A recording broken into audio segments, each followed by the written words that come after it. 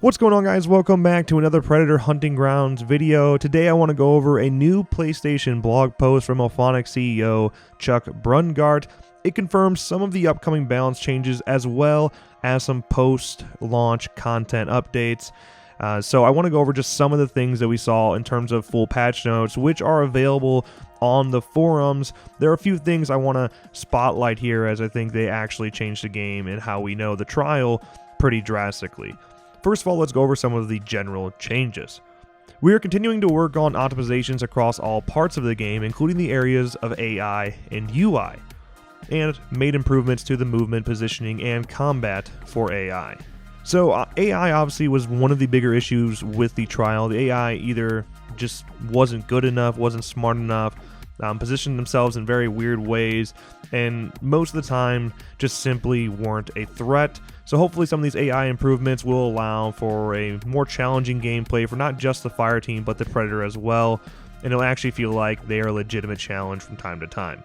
As for fire team changes, there's only one I really want to talk about, and it's the fact that there is increased difficulty in defusing the self-destruct puzzle, that of course being the self-destruct puzzle that drops after Predator activates self-destruct. If you beat them, you take them down, that puzzle is now more difficult to solve. So I found it extremely easy. The self-destruct seemed kind of pointless. If you had any fire team that knew what they were doing, I mean, we defused like 30 in a row on one of the nights during the trial weekend. So not too difficult at all. So I'm glad that's a little bit more difficult, and not to mention they made a little bit changes on the Predator side as well, which we will get to.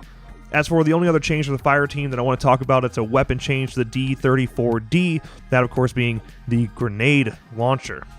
Increase proximity damage to self, reduce the blast damage, reduce the blast radius, reduce the explosion VFX, increase the reload time, fix an issue where the grenade trails would sometimes not appear.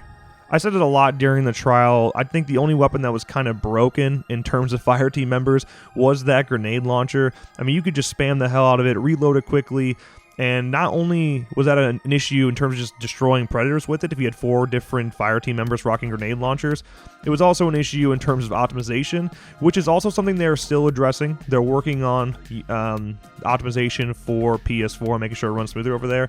But when you have 4 grenade launchers going, it was pretty much like breaking the game. So I'm glad that that's being changed a little bit, so it's not as overpowered, and ideally, optimization-wise, it'll run smoother as well.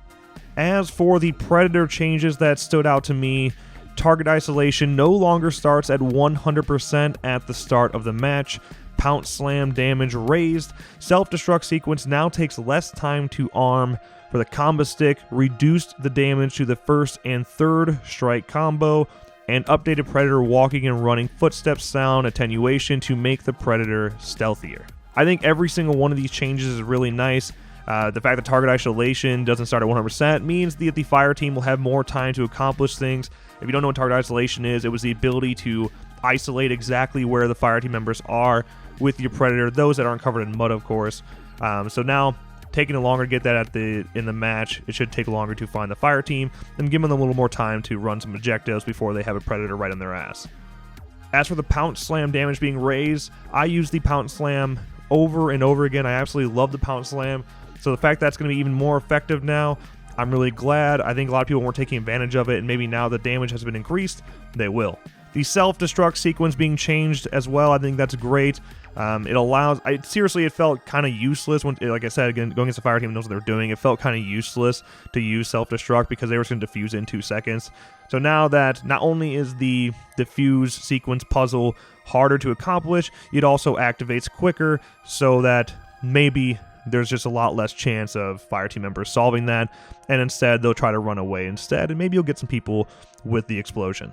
And of course, the combo stick changes, I mean, they definitely need to be changed. The melee with a combo stick was just ridiculously overpowered, so the fact they're changing the first and third strike combo, hopefully that's enough to make it way less overpowered. But honestly, the combo stick melee was pretty ridiculous.